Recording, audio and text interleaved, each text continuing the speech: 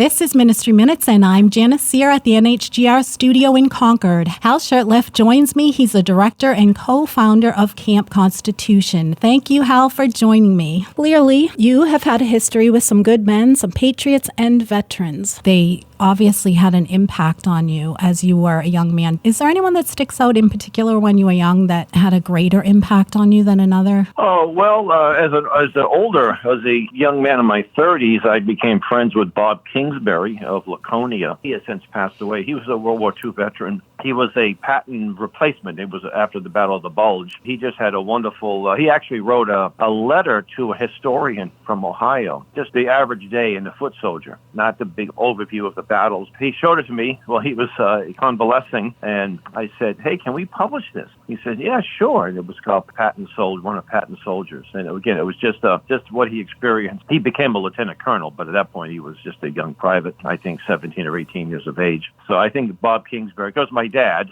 obviously my dad was a World War II veteran, and interesting, he had a conversation with General Patton when he was in Sicily. And some years later, I had a conversation with his son, who was my deputy commander when I was stationed in Germany. So I'd say between my dad and Bob Kingsbury, those are the two men that really stick out. It's a legacy, and we have an obligation, first as Christians. I'd like to quote a portion of a letter that John Adams, as he was president, he sent to some militia officers of Massachusetts, and he said, this Constitution, meaning the U.S. Constitution, is for a religious and moral people. It is wholly inadequate for the governments of any other. And back then, the word religious was almost synonymous with Christianity. That is Hal Shurtleff, director of Camp Constitution. Like what you hear? Listen to the full episode only on our website at nhgr.org.